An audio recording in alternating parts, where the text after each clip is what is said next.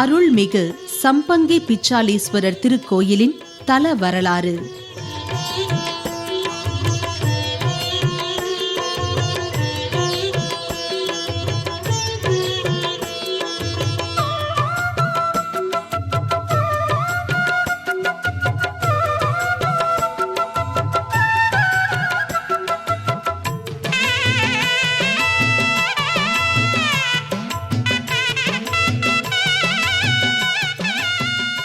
தன்மேசாய வித்மஹே வாக்யசுத்தாய தீமஹே தன்னோ சிவ பிரசோதயாத்.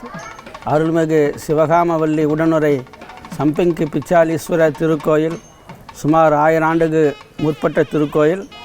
இங்கே சுவாமி கொடி சம்பங்கி ஸ்தல விருட்சமாக வீற்றிருக்கின்றார். 11ஆம் நூற்றாண்டில் பட்டினத்தடிகளும் 13ஆம் நூற்றாண்டில் அருணகிரிநாதரும் 17ஆம் நூற்றாண்டில் தாயுமானவரும் 19ஆம் நூற்றாண்டில் வள்ளலார் ராமலிங்க அடிகளும் சைவ சமயத்தை வளர்த்து பக்தி பாடல்களால் மக்களை இறைவழிப்படுத்தினர். அப்பர், சுந்தரர், சம்பந்தர் ஆகிய மூவரும் பல தலங்களை பற்றி பாடியுள்ளனர். தேவாரத் தலங்கள், திருவாசகத் தலங்கள், திருவிசைப்பா தலங்கள் ஆகியவை அனைத்தும் திருமுறை தலங்களாகும். தேவார பதிகம் பெறாமல் தேவாரம் பாடியவர்களின் பெயர் மட்டும் குறிக்கப்பெற்ற தலங்களுக்கு வைப்புத் தலங்கள் என்று பெயர். அருள்மிகு சம்பங்கி பிச்சாலீஸ்வரர் திருக்கோயிலின் தல வரலாறு. இத்திருத்தலம் மாவட்ட தலைமை இடமான திருவள்ளூரில் இருந்து சுமார் 30 கிலோமீட்டர் தொலைவிலும், வட்ட தலைமை இடமான பொன்னேரியில் இருந்து சுமார் 14 கிலோமீட்டர் தொலைவிலும் அமைந்துள்ளது. அருகாமையில் உள்ள கவரைப்பேட்டை ரயில் நிலையம் 10 கிலோமீட்டர் தூரத்தில் உள்ளது. எனவே இத்திருத்தலத்தை ரயில் மற்றும் பேருந்து மூலம் அடையலாம்.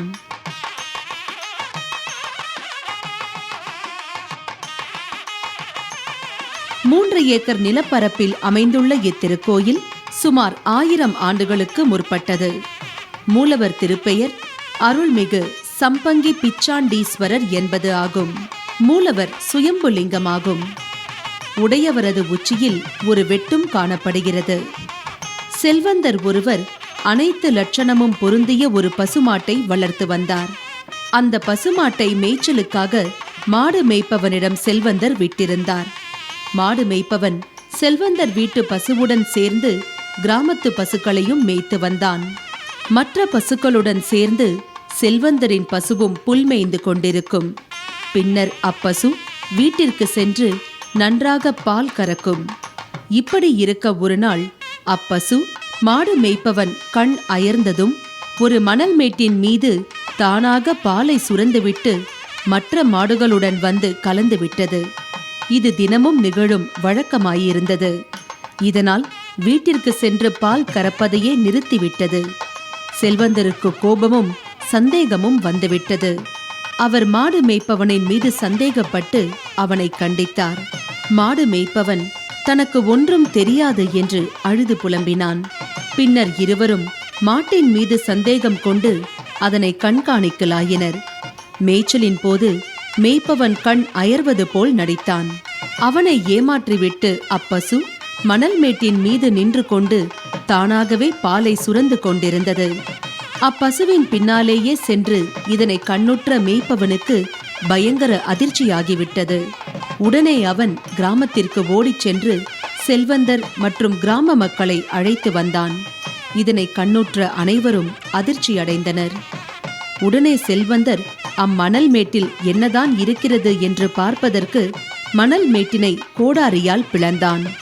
அப்போது மணல் மேட்டினுள் இருந்த லிங்கத்தின் மீது கோடாரி பட்டு இரத்தம் பீரிட்டு செல்வந்தரின் மீது தெரித்தது.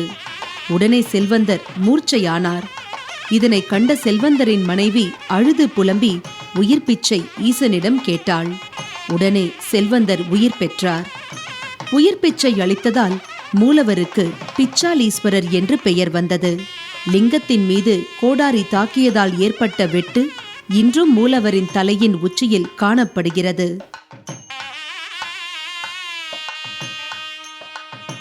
இங்கு ஓர் அந்தணர் 3 முறை பூஜை செய்கிறார். தற்போது திரு பிச்சாண்டி குருக்கள் பூஜை செய்து வருகிறார். 12 முக்கிய விழாக்களில் ஆருத்ரா தரிசனமும் பிரம்மோற்சவமும் முக்கியமானவை. விழா நாட்களில் அருகாமையில் உள்ள ஊர்களில் இருந்து திரளான மக்கள் வந்து இறையருள் பெற்றுச் செல்கின்றனர். பிச்சாலீஸ்வரர் திருத்தலம் பஞ்ச பிரம்ம திருத்தலங்களில் ஒன்றாக கருதப்படுகிறது. தொண்டை மண்டலத்தில் நகிரி மலையிலிருந்து தோன்றிய பிரம்மாரண்ய நதியானது வடக்கே சென்று பின் தெற்கு நோக்கி திரும்பி பழவேற்காடு அருகே கடலுடன் கலக்கிறது. இது காட்டாறு எனினும் பிரம்மதேவனால் தோற்றுவிக்கப்பட்டதால் பிரம்மாண்ட நதி என வழங்கப்படுகிறது. பல்லாயிரம் ஆண்டுகளுக்கு முன்பு பல மகரிஷிகள் இந்த நதியின் கரைகளில் ஆசிரமங்கள் அமைத்து தவம் இயற்றினர். சர்வேஸ்வரனுக்கு அந்த ரிஷிகள் சிறிய சிவாலயங்களை நிர்மாணித்து வழிபட்டனர். அப்படி வழிபட்ட சிவலிங்கங்களில் தம் ஆத்ம சக்தியை உரு ஏற்றி அதன் மூலம் அந்த லிங்கங்களை வழிபடுவோர்க்கு பல நன்மைகள் தரும்படி அமைத்தனர். அவ்வாறு உருவானதே இந்த பஞ்ச பிரம்ம திருத்தலங்களாகும்.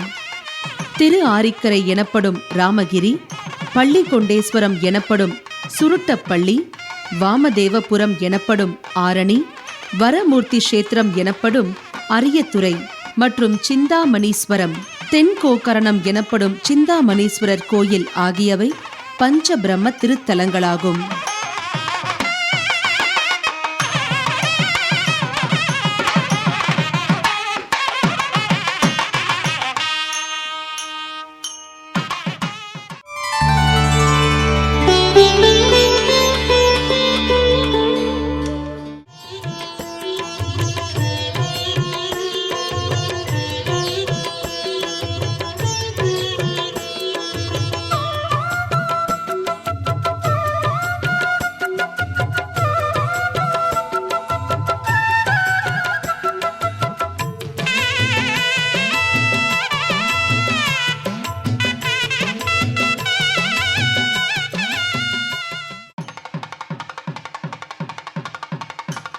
கிழக்கு நோக்கிய ராஜகோபுரம் நம் அனைவரையும் வரவேற்கிறது. இது திருக்கல்லால் ஆனது.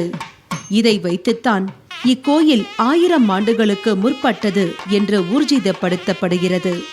துவார கணபதி கிழக்கு நோக்கிய நிலையில் துவார கணபதி அமர்ந்து நமக்கு அருளாசி வழங்குகிறார். சூரிய பகவான் மேற்கு நோக்கி நின்ற நிலையில் இருந்து உலக ஜீவராசிகளை ரட்சிக்கிறார். மகா கணபதி வடக்கு நோக்கி கொழுக்கட்டை சாப்பிடும் அமைப்பில் உள்ளார். இது போன்று வேறு எங்கும் இல்லை. தர்மசாஸ்தா தென்மேற்கு திக்கில் ஸ்ரீ ஐயப்பன் தன் 2 மனைவியராகிய பூர்ண புஷ்பகலாவுடன் வீற்றிருக்கிறார். பின் கோபுரம் இது மேற்கில் ஆற்றை நோக்கி உள்ளது. மேற்கு கோபுரத்திற்கு முன்னால் பல்லவ மன்னன் ராஜசிம்மனின் நினைவு சின்னமாக கற்றூன் ஒன்று உள்ளது. காஞ்சி கைலாசநாதரின் கோயில் முழுக்க இதே கல்லால் தான் கட்டப்பட்டுள்ளது. இவை மட்டுமல்லாமல் இக்கோயிலில் மிக முக்கிய சிறப்பு ஒன்று உள்ளது. 4 ஈஸ்வரர்களை இங்கு காணலாம். அதாவது அக்காலத்தில் போக்குவரத்து வசதியின்மை காரணமாக மக்கள் ஸ்ரீ காளஹஸ்தி சென்று காளத்தீஸ்வரரையும், திருவண்ணாமலை சென்று அருணாச்சலேஸ்வரரையும், திருக்கைலாயம் சென்று கைலாசநாதரையும், காசிக்கு சென்று விஸ்வநாதரையும் தரிசிக்க முடியாத காரணத்தால் இந்த 4ஐயும் ஒரே திருத்தலமான ஆரணி ஸ்ரீ சம்பங்கி பிச்சாலீஸ்வரர் திருக்கோயிலில் காணலாம். ஆரணியில் ஸ்ரீ சம்பங்கி பிச்சாலீஸ்வரர் திருக்கோயிலுக்கு சென்றால் 5 ஈஸ்வரர்களையும் ஒரே இடத்தில் கண்டு தரிசிக்கலாம். இங்கு 2 பக்தர்கள் சிவனை வணங்கும் கல்வெட்டு ஒன்று உள்ளது. காசி விஸ்வநாதர். இவர் மூலவரை காண உள்ளே நுழையும் போது காணலாம். முருகர்.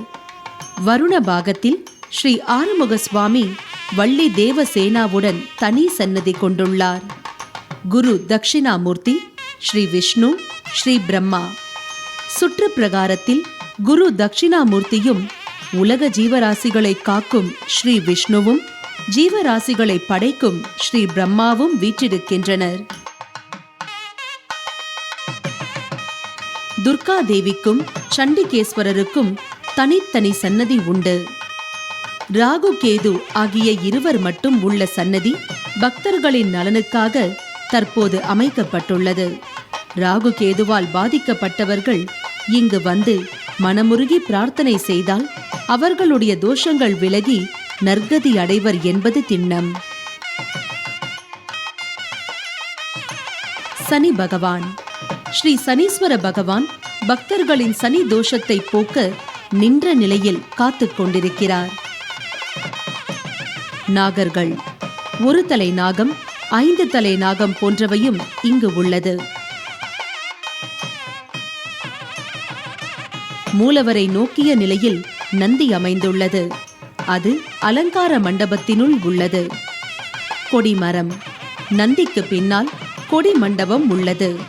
அதற்கு பின்னால் 43 அடி உயரத்தில் கொடிமரம் உள்ளது. திருவிழா காலங்களில் இதில் கொடி ஏற்றுவர். இங்குள்ள உற்சவ மூர்த்திகள் புறப்படுவதற்காக வாகனங்கள் மண்டபத்தில் நிறுத்தப்பட்டுள்ளன. சுவாமி ஸ்ரீ சம்பங்கி பிச்சாண்டீஸ்வரர். மூலவர் சுயம்புநாதர் தான் தோன்றீஸ்வரர் சுவாமி. சம்பங்கிப்பூ கொடி சுற்றப்பட்ட புற்றிற்குள் இருந்தார். சம்பங்கிப்பூ கொடி சுற்றப்பட்ட புற்றிற்குள் இருந்தார் என்று ஏற்கனவே பார்த்தோம். மற்ற சுவாமிகளை தரிசித்துவிட்டு இறுதியில் மூலவரை காண உள்ளே நுழையும் போது நம்மையும் மீறி ஓம் நம சிவாய என்று வாய்விட்டு சொல்லக்கூடிய அளவிற்கு ஒருவித பக்தி பரவசம் நமக்குள் ஏற்படும். மூலவருக்கு வலப்புறமாக அவரது நாயகியாகிய சிவகாமவல்லி தாயார் கருணைமிகு முகத்துடன் பக்தர்களுக்கு காட்சி தருகிறார். இங்கு இவரது சாந்த ஸ்வரூபத்திற்கு குங்கும அர்ச்சனை நடைபெறுகிறது. இதை காண்பவர்களுக்கு அன்னை அனைத்து வித வரங்களும் அள்ளித் தருகிறாள் என்பது ஐதீகம். மூலவருக்கு அருகில் நடராஜர் காணப்படுகிறார். விசேஷ காலங்களில் இவருக்கு சிறப்பு பூஜை நடைபெறுகிறது.